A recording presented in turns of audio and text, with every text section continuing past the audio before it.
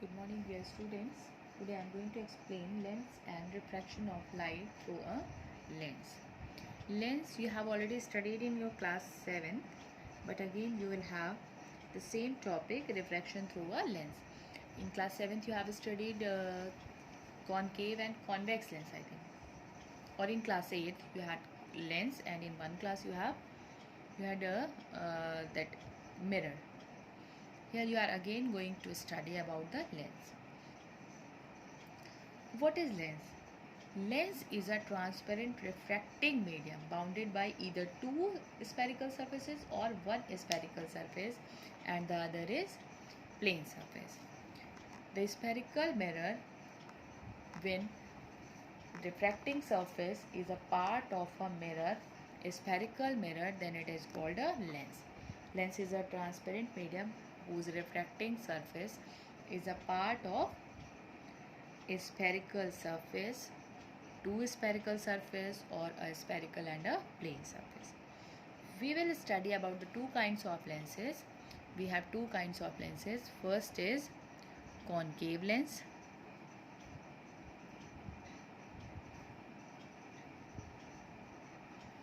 and the second is convex lens. Okay, concave and convex lens. As I have explained, lenses are the part of a spherical mirror.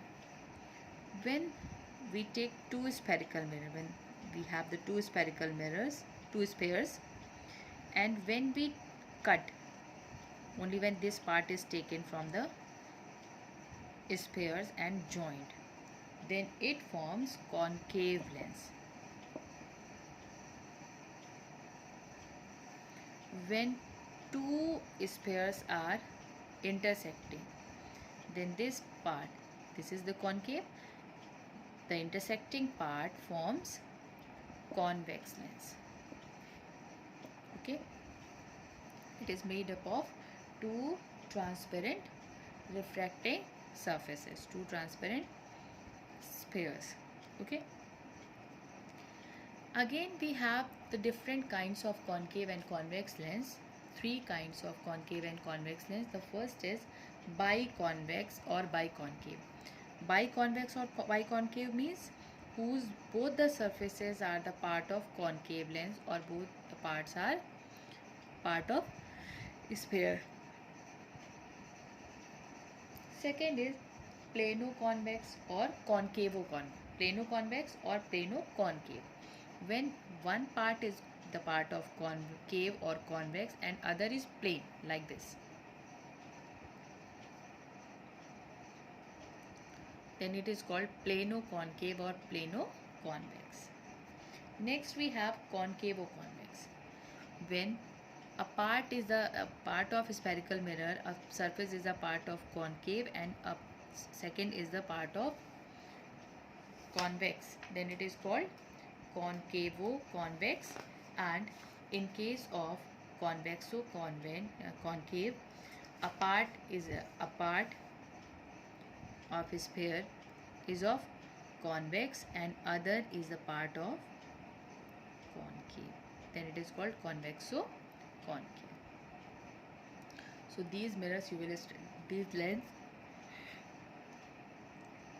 you will study in this class. Convex lens is called converging lens. Why it is called converging lens?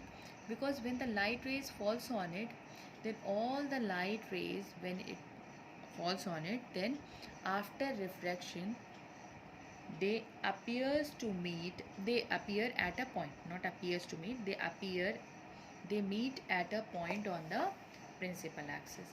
But in case of concave lens, when the light rays falling on the concave lens, then after refraction they move away from each other.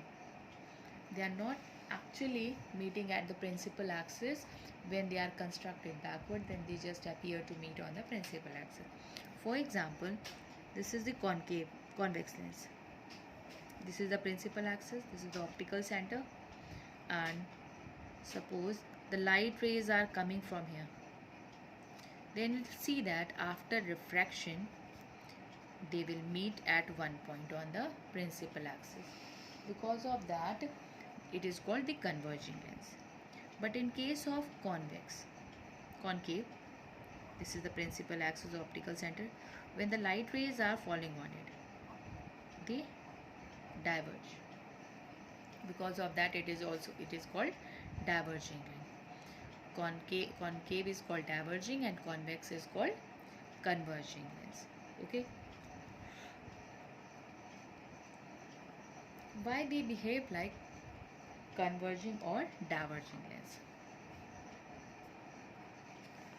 As we know, as we have already studied the refraction of light through a prism, okay, we know the two structure of concave and convex. This is convex and this is convex. Concave, convex and concave lens. Okay. In the prism, we know that when the light ray enters, then it bends toward its base, as we all know. For understanding the refraction through the lenses, we consider that all the lenses are made up of this small part of the prism, small prism, like this. Okay, they are the combination of a small prism. So when the light rays falls on it, then it will bend toward its base. This is the base. When the light ray falls on this prism, it will bend towards the base. When it falls on its base, on this prism, it will bend towards the base. When it falls on this prism, its base is in upper side, so it bends like this. Again it will bend towards the base. Again it will bend towards the base. Because of that, they meet at a point on the principal axis. But in case of concave lens, as we know that convex lens is thicker in the middle and thinner at its edges, but the concave lens is thicker at its edges and thinner in the middle. Like this it is made. So when the parallel light rays falls on it, then it bends towards the base, like this. When it falls here, then again it will bend towards the base. We can see that these light rays are moving away from each other. So it shows the diverging nature of the concave lens. Okay. Now, next we have some terms related to the lens. Okay. So let's begin. The first is the center of curvature. As we know that lens is a part of, first I am going to explain about the convex lens. Lens is a part of sphere. So the center of the sphere whose lens is a part is called center of curvature. What is center of curvature? Center of curvature is the center of the sphere whose lens is a part. This is the lens. This lens is the part of this sphere. So this is the center of curvature, or it also can be written in the form of 2f. Okay. Second, we have radius of the curvature. Radius of the sphere whose mirror is a part is called radius of curvature, and it is represented by the letter r. Radius of sphere or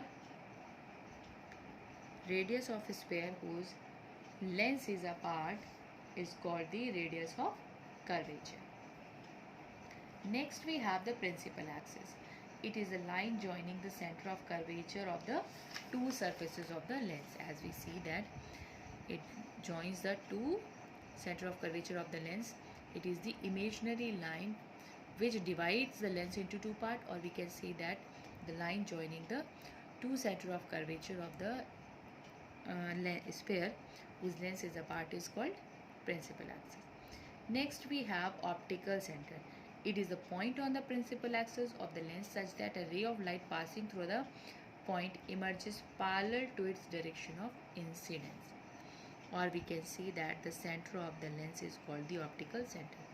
It is represented by the letter O. Okay. Next we have principal focus. What is principal focus?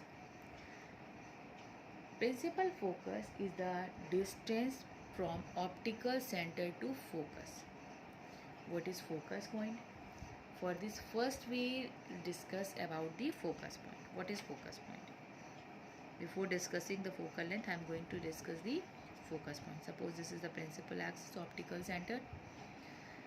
When the light rays parallel to the principal axis falls on the lens and after refraction, they meet on the principal axis, is called the focus point, or the point on the principal axis from where when the light rays falls on the lens and becomes parallel to the principal axis, that point also called the focus.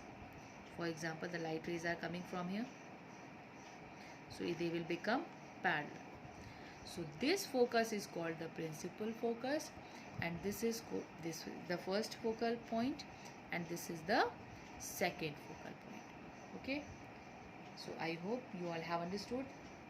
And focal length is the distance from optical center to focus point. Radius of curvature is always twice the focal length. Radius of curvature is always twice the focal length. So I have explained the first focal and the second focal. Next we have the difference between concave and convex. Just see the figure, and by the property of concave and convex, you can easily understood the difference between concave and convex. In convex, first by its appearance, it is thicker in the middle and thinner at its edges, and concave is thinner in the middle and the thicker at its edges. Second, it is the converging lens and it is the diverging lens. It converges the light rays falling on it and it diverges the light rays falling on it. When we say it converges, it means the light rays which are falling on it meet at a point after reflection. So it gives the real image. But here the light rays moves away from each other, so it gives virtual image, because the light rays are just appears to meet at a point on the principal axis. Okay, so it has a real focus, it has a virtual focus. Now we have the last topic, refraction of light through a equiconvex lens and an equiconcave lens. We have two figures here.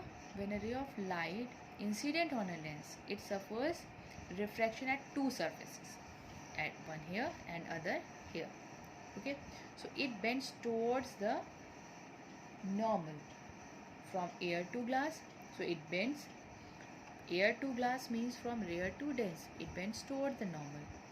When it moves from dense to rare, then it moves away from the normal. Okay, so two refraction takes place, so the total deviation is the sum of the deviation of the two surfaces. Okay, so I hope it is clear. If still you have confusion, then you can ask. Thank you.